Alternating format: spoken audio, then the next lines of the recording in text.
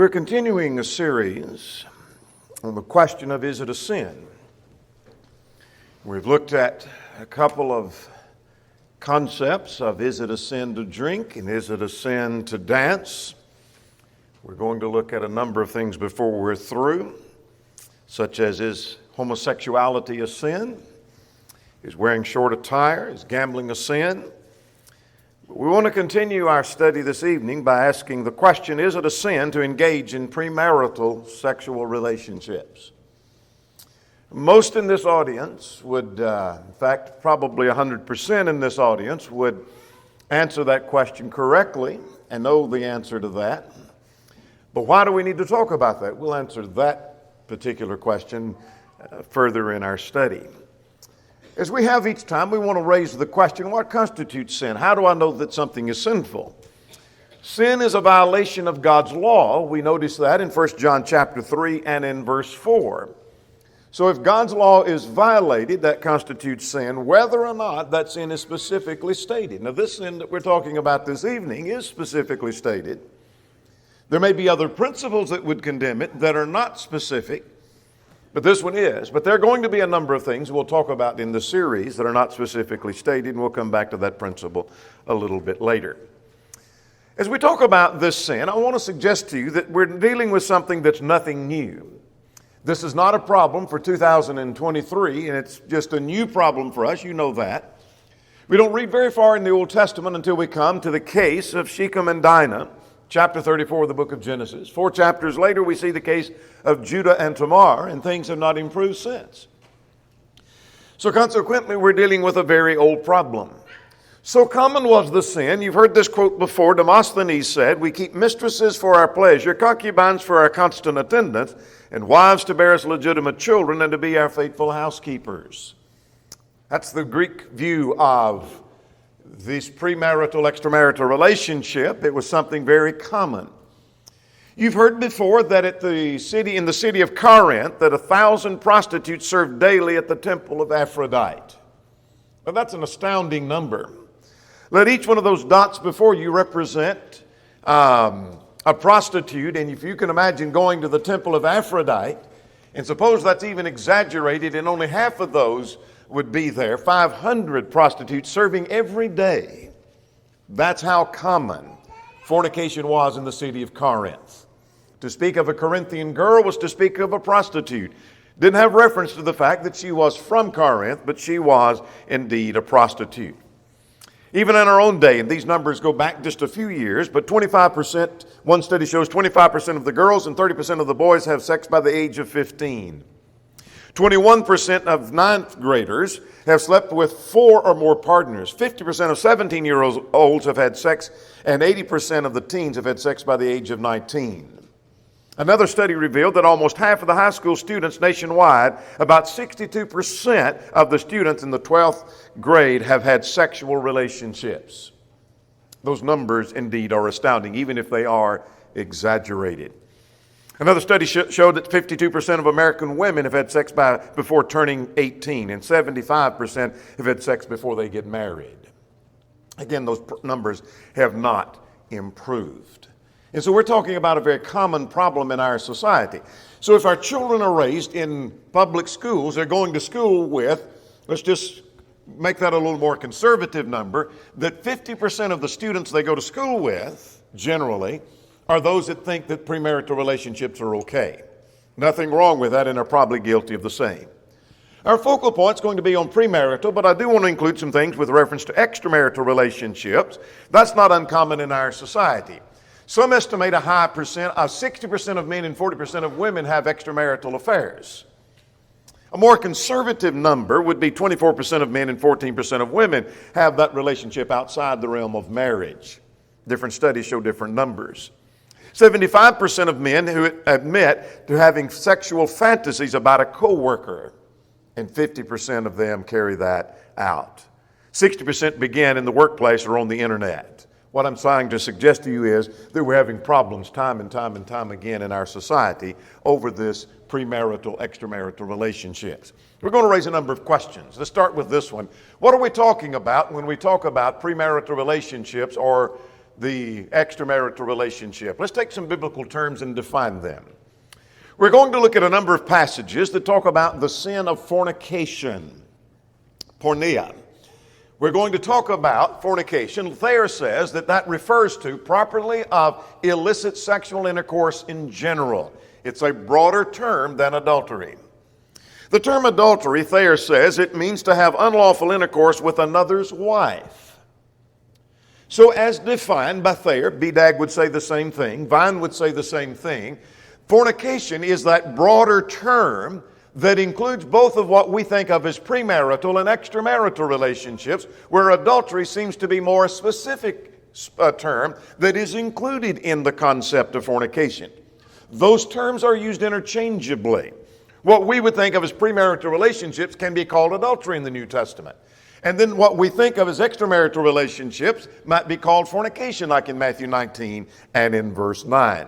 So we're talking about both premarital and extramarital relationships.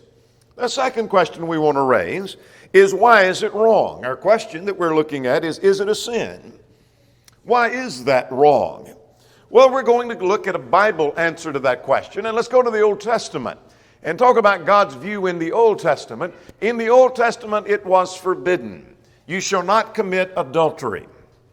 That's pretty simple. That's pretty straightforward. That here it was simply forbidden. You shall not commit adultery. And so that's pretty simple. But furthermore, the Bible tells us God's view in the Old Testament that it was punishable by death. That if one lies with another man, lies with a woman, that both the adulterer and the adulteress should be stoned to death. Leviticus chapter 20 and in verse 10. So it was a sin God viewed as worthy of capital punishment in the Old Testament. It was described in Job 31. This is Job's declaration of his innocence, talking about, I have not committed this sin, I've not committed that sin, and I've not committed this sin. I'm innocent of the charge that I'm a man guilty of sin. And he talked about adultery, and he called it a heinous crime. He called it wickedness. And so it is a heinous crime. That was God's view in the Old Testament. So in the Old Testament, God's view of premarital and extramarital relationships, God viewed it as indeed forbidden and punishable by death. Well, is it any different when we come to the New Testament? Well, in the New Testament, we see that it's a sin that will keep one out of heaven. Let's go to 1 Corinthians chapter 6. In 1 Corinthians chapter 6, Paul wrote to those at Corinth talking about their lifestyle before they become children of God. And he said, do you not know that the unrighteous shall not inherit the kingdom of God? In other words, the unrighteous are not going to heaven.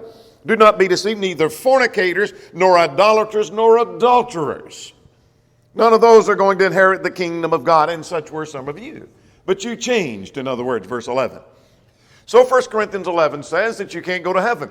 Galatians chapter 5 talks about the works of the flesh are manifest, which are these.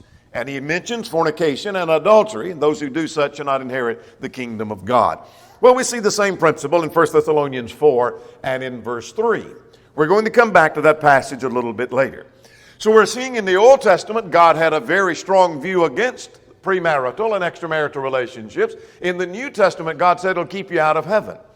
I want you to notice with me Hebrews 13 and in verse 4. Marriage is honorable and the bed undefiled, but the fornicator and the adulterer God will judge. So what is it that's wrong? What's wrong is not the sexual relationship itself, it's when it's before or outside the realm of marriage. So let's be a little more specific in Hebrews chapter 13 and in verse 4. When he says the bed is undefiled, he's talking about that intimate relationship we're describing. And he said marriage is honorable and the bed undefiled. That means that relationship within marriage is honorable and it's pure and it's holy. So here in that relationship of marriage, God views it as honorable and undefiled. But if it's before marriage, that's called fornication. God will condemn that. God will judge. If it's outside the realm of marriage, that's called adultery, and God will condemn. So this passage deals with the relationship, the intimate relationship in three areas: before marriage, in marriage, and outside of marriage. So God will condemn two of those, and one of those God views as indeed honorable. Then we raise the question, what is the value of reminders like this? This lesson is going to be a reminder. There's not a person present who's learning for the first time in your life that fornication and adultery are wrong and sinful. This is not going to be a startling revelation for you. So what value is there in a reminder that fornication is a sin? You may be like I was when I first started preaching. Why do I need to preach on drunkenness? Because this crowd knows it's wrong. Why do I need to preach on stealing? Because everybody knows stealing is wrong. Why do I need to preach on fornication? There's not a person in the crowd that doesn't know it's sinful. I need to preach on something they don't know. Well, what it might do is it might help someone avoid the sin. That is, a reminder may help someone in the future. Think, what, I remember something about it's a heinous crime, a wickedness and sin against God. I remember what Joseph did. I remember the prohibition of 1 Thessalonians chapter 4. In fact, you remember how that Joseph said, how can I do this great wickedness and sin against God? Somewhere he had learned it was wrong. Someone had taught him that it was wrong. Someone had told him it was a heinous crime. And he was reminded of that, and that prevented the sin in his life. You've heard this story before, and I want to relate it again because I think it's worth telling. A number of years ago, there was a survey made across the nation among colleges about the percentage of the students that committed the sin of fornication. I don't remember the numbers, but it was startling, the numbers of those that committed the sin of premarital relationships. So some of those, and I put this in quotations, that operated the Christian colleges among churches of Christ, decided they'd make a similar survey because they wondered, was that number less? And it was. Then they were interested in knowing, why is it less among those in these so-called Christian colleges? What's the reason you don't commit sin of fornication? And so the answers were varied. Some of the answers were they were afraid of venereal disease. Someone else said our parents drilled it in our heads in the home. Someone else said that it was the friends they ran with. Various reasons were given. Number one answer, surprising, was pulpit preaching and teaching against the sin.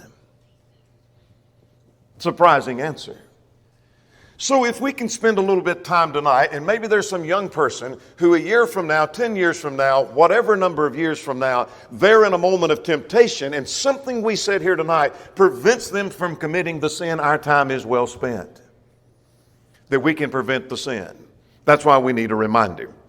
So now I know what it is, and I know why it's wrong. Let's talk about where it leads. The Bible spends a great deal of time talking about not only that it's sinful, but talks about where this sin leads and what leads to this sin. So let's talk about some of that.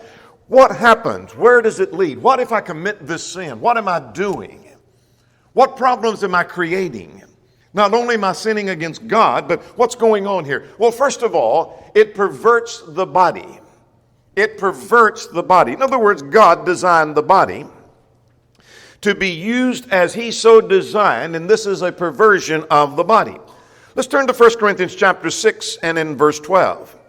All things are lawful for me, but all things are not helpful. All things are lawful for me, but I will not be brought under the power of any. Let me stop and talk about the context, and then we'll continue reading. The context is dealing with this sin of premarital relationships. In fact, let's get ahead of ourselves to verse 18. Flee sexual immorality. The King James says flee fornication. Run from it.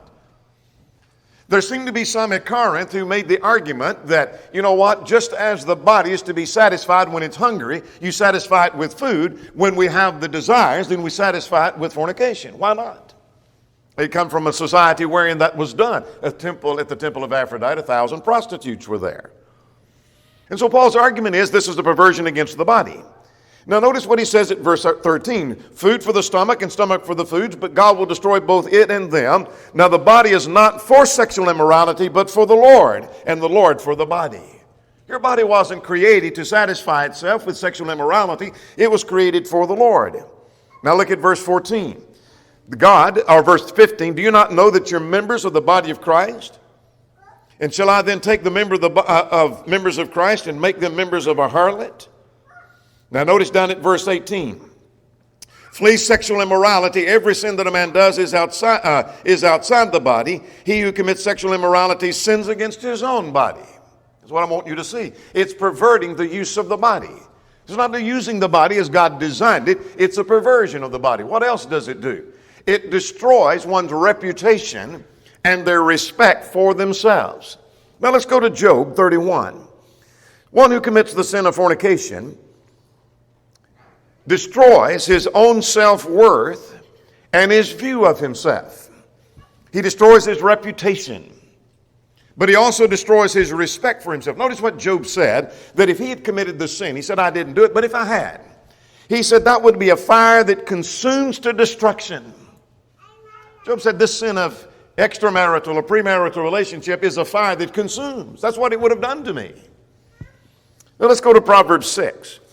And as you're turning to Proverbs 6, let me remind you that Proverbs chapters 5, 6, and 7 are a unit of chapters that go together dealing with the sin of premarital and extramarital relationships.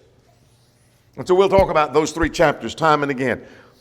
So in that context of warning the young man against the harlot, look at verse 27. Can a man take fire to his bosom and his clothes not be burned? In other words, there's consequence to the sin. Can you grab fire and bring it up to yourself and say, well, it doesn't burn me? No, it's going to burn you. There's consequence. That's the point. Look at verse 33. Whoever commits adultery with a woman lacks understanding. That's verse 32, and he destroys his own soul. Verse 33 now. Wounds and dishonor will he get, and his reproach will not be wiped away.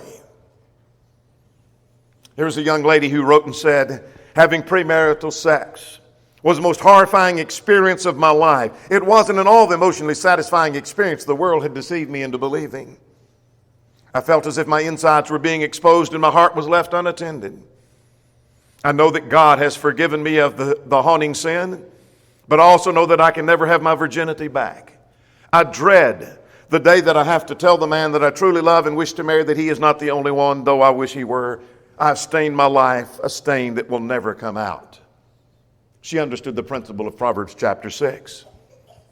Here's another young lady who said, if I could have read Josh McDowell's article, Helping Teens Say No to Sex, when I was a teenager, perhaps I would not have given in so many times back then.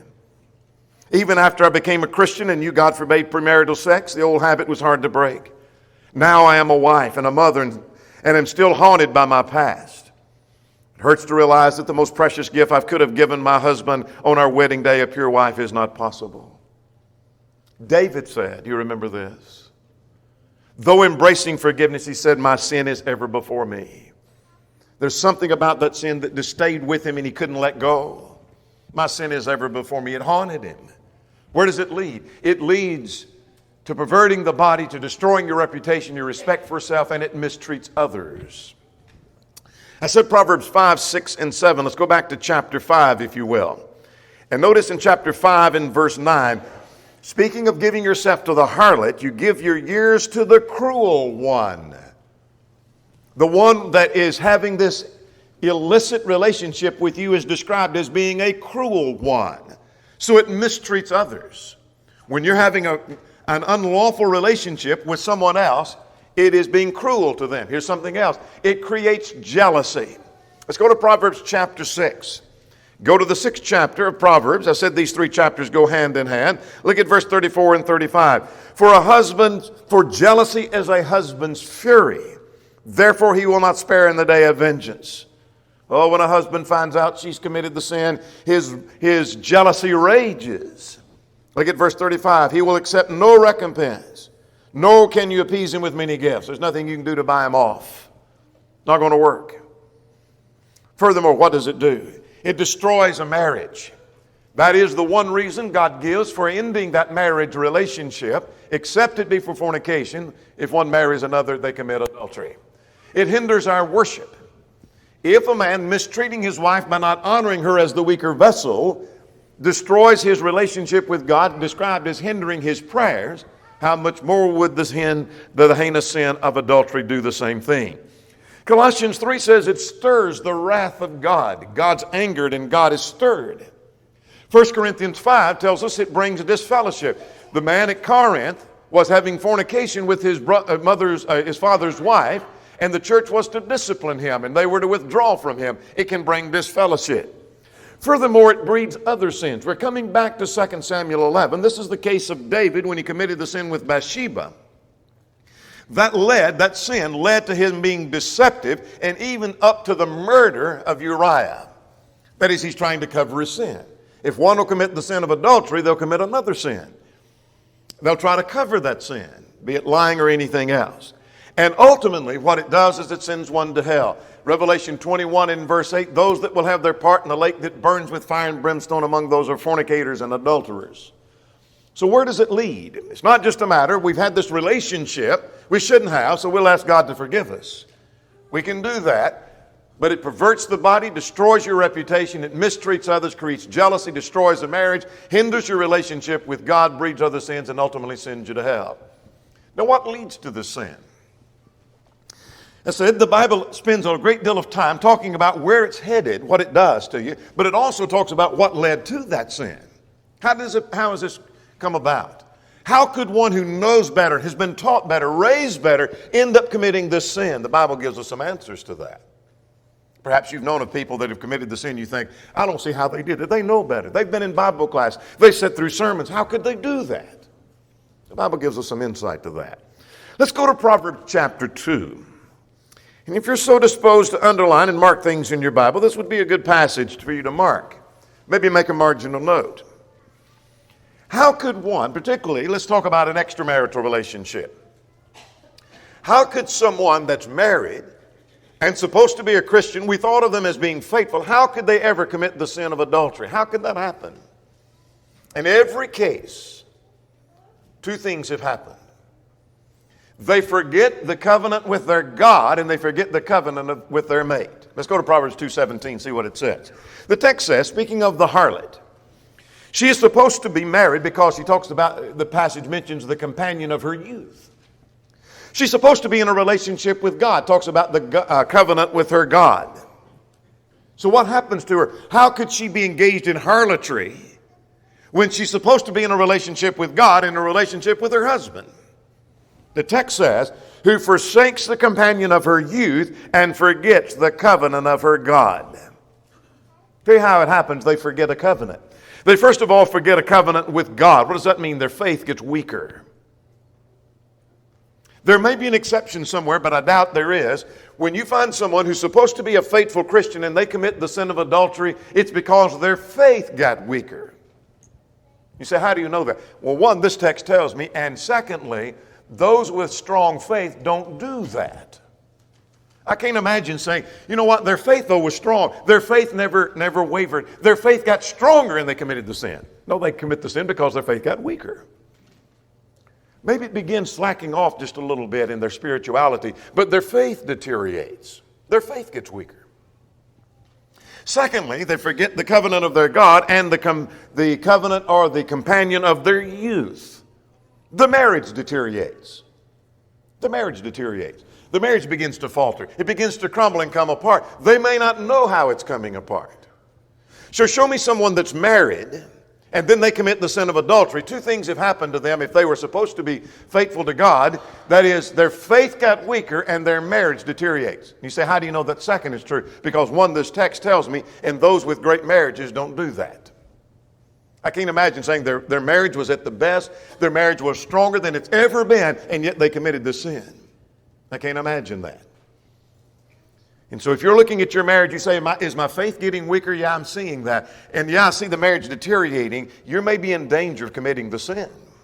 That's how it happens. That's what leads to that. Here's something else. Being careless. Now let's go back to 2 Samuel chapter 11 and talk about the case of David and his sin with Bathsheba and talk about his carelessness.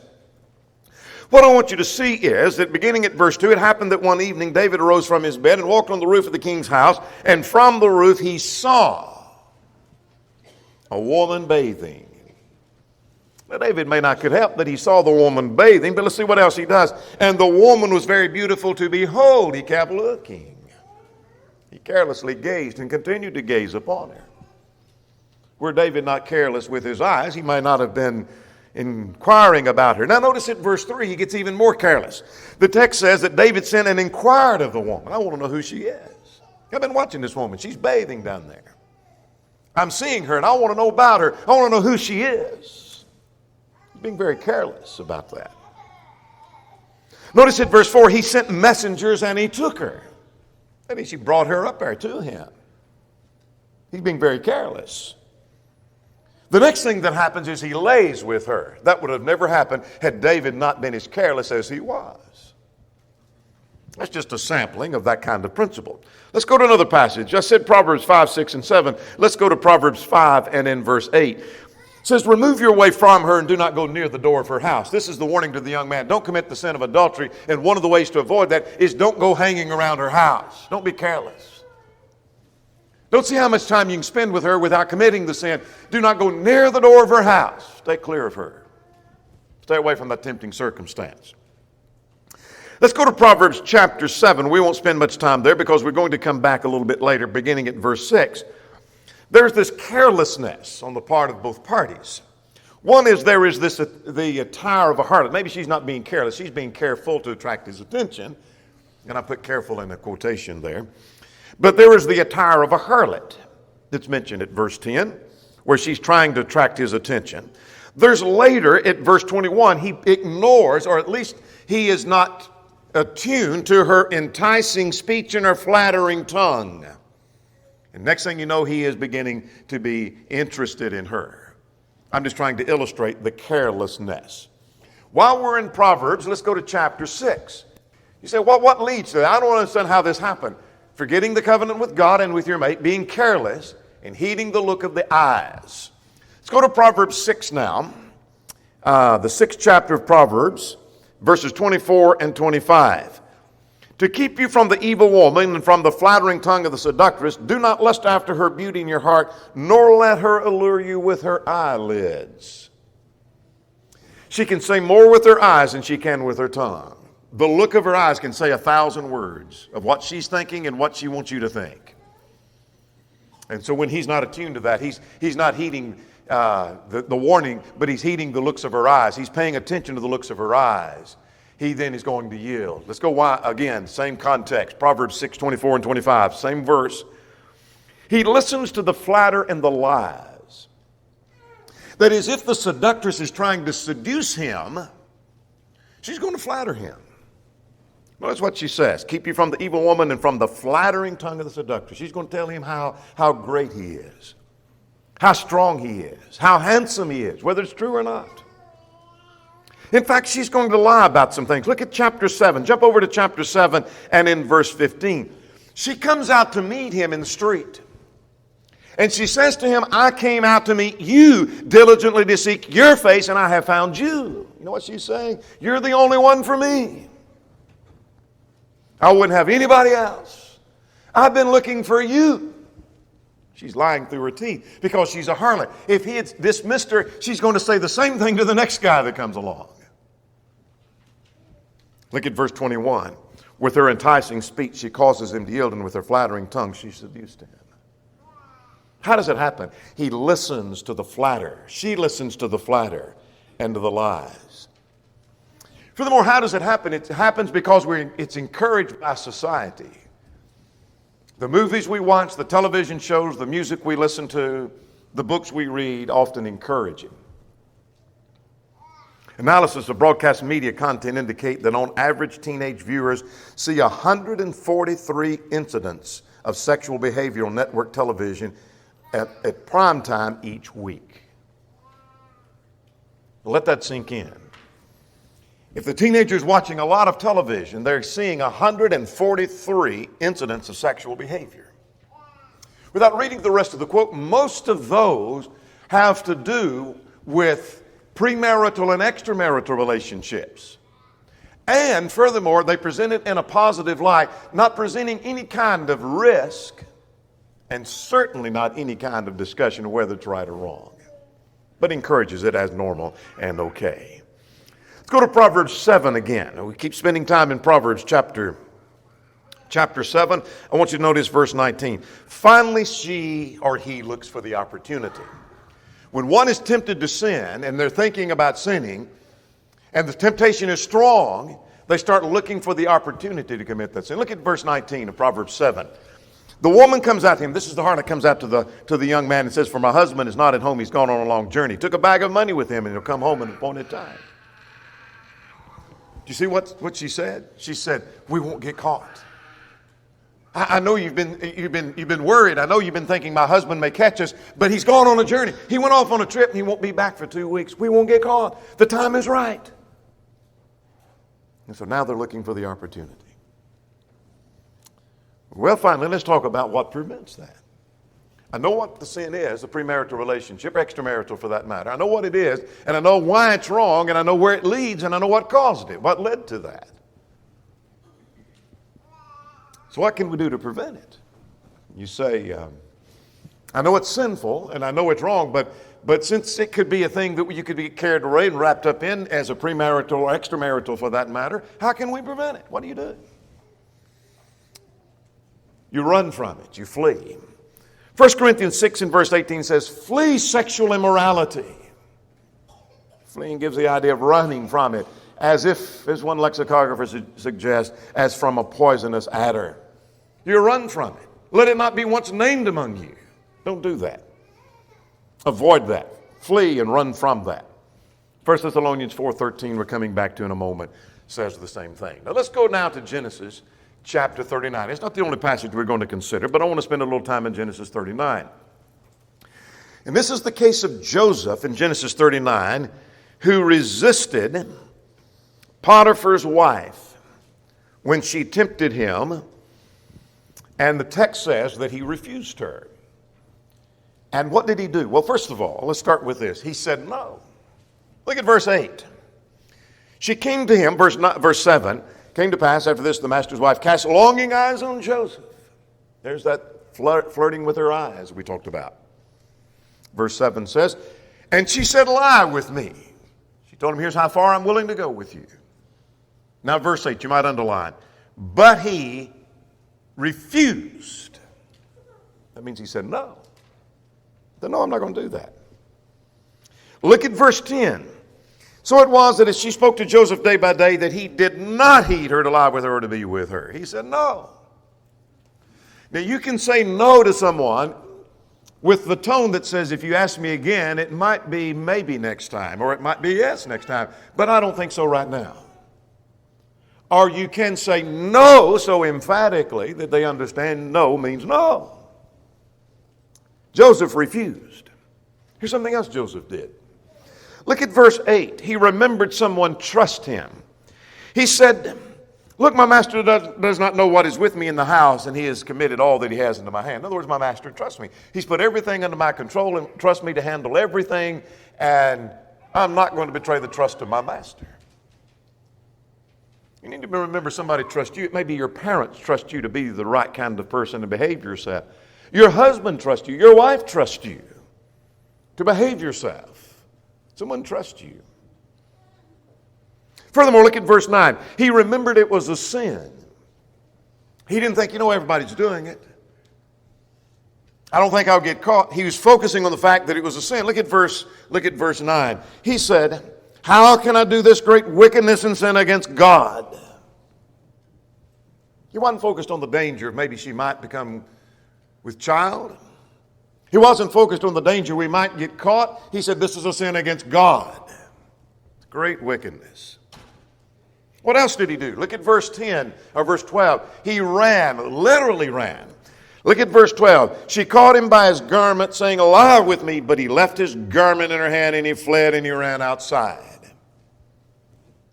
He's doing exactly what Proverbs 5 and verse 8 says. Do not go near the door of her house. Stay clear of her. He thought he needed to get away. It might mean that you have to literally run out of the apartment, run out of the house, get out of the car to flee for purity. Notice furthermore, I want you to notice in verses 10 and 11 that he watched his behavior around the opposite sex. This goes back to that carelessness we talked about. David didn't watch his behavior. He began to inquire. I want to bring her up here and I want to talk to her. I want to see who she is. Joseph, on the other hand, watched his behavior around the opposite sex. Here's something we often miss at verse 10. I want to start with verse 11. I want to go back to verse 10. That it happened about this time that Joseph went into the house to do his work and none of the men of the house was inside. In other words, there's no one else around. Prime opportunity for her to tempt him, and she did. Perhaps that's one reason he fled and ran outside. But go back to verse 10. So it was that she spoke to Joseph day by day that he did not heed her to lie with her. See the rest of the verse? You might underline it. Or to be with her. Joseph not only said, I'm not going to lie with you, he didn't want to be around her anymore. What's he doing? He's doing exactly what Proverbs 5 and verse 8, do not go near the door of her house. He's going to stay away from her. He's going to watch his behavior. I don't need to be with somebody who's not my husband or my wife. I don't need to be with him alone. I don't need to be in here. I don't need to be just the two of us around. There needs to be somebody else around. I need to flee and run outside. I'm not going to be with her. I'm not going to do that. People may look at you strange when you say, I just don't think I want to be in this room, just me and this other person of the opposite sex. I don't want to do that. But I tell you what, it will not lead to immorality. It will certainly not lead to immorality. Look at verse 2 of chapter 7 of 1 Corinthians. We're going to leave the passage in Genesis for the moment. Get married. What does that mean? Well, in 1 Corinthians chapter 7, to avoid fornication, let every man have his own wife and every woman have her own husband. The context dealt with it's better not to marry under the circumstance, but he said it's better to marry than to burn with desire. So in order to avoid fornication, it'd be better to get married and have that relationship within the marriage where it's honorable. So one of the answers that God gave to that was his answer, is to get married. Here's something else. Keep your thoughts pure. Let's go to Proverbs chapter 6. Let's go back there for a moment. Proverbs 6 and then verse 25. The text says, do not lust after her beauty in your heart. There's nothing wrong. I look and the thoughts go through my mind, but I would never commit the sin. Control your thoughts, and that controls your body, and that controls the sin of fornication. Now let's tie that and lace that, Proverbs 6:25, with 1 Thessalonians 4, verses 3 through 5. Let's read the verses, and then we'll see what the text is saying. One of the things that Paul is saying is stop fornication before it ever happens. When you get to the point you're almost committing the sin, it's too late. That's why it's not stopped. You back up a little bit, and then you back up even a little more and stop the sin much earlier. Let's see what the text says. For this is the will of God, your sanctification, that you should abstain from sexual immorality. Abstain from fornication. So what the text is saying is, don't commit the sin of fornication. Now, if I say, well, I don't want to commit that sin, and when I think I'm just nearly to the point of committing that sin of fornication, adultery, I think I'll try to put the brakes on. It's too late. He tells me more. That each of you should know how to possess his own vessel. That's his body. So how do I avoid the sin of fornication? The text says to do that by controlling my body. If you control your body, you'll not commit the sin of fornication. But if I then decide, you know what, I think I'm going to control my body, and when I think it's getting out of hand, I'm waiting too late to put the brakes on. He says something else. Not in passions of lust. In other words, control your thinking. So the text is saying, here's how you avoid the sin of fornication is by controlling your body. The way you control your body is by controlling your thoughts. When you control your thoughts, your body's under control, and then therefore your fornication is not going to come. That's not going to be committed.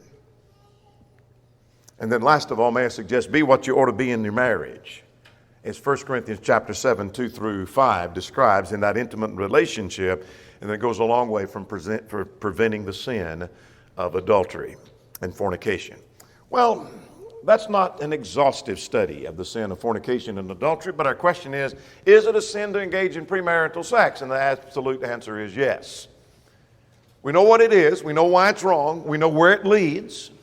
We know what leads to that, and we know what can be done to prevent that sin. May God help us to maintain that purity. If we could just help one person who may not even realize in the future that it may be one of these lessons that helped. Doesn't matter if they remember who they heard it from or when they heard it, but if there's some message that was preached this evening that helps somebody in the future, our time indeed is well spent. It is indeed a sin. There may be one or more present who's not a Christian, who's not a child of God. Would you come believing that Jesus is the Christ, the Son of the living God?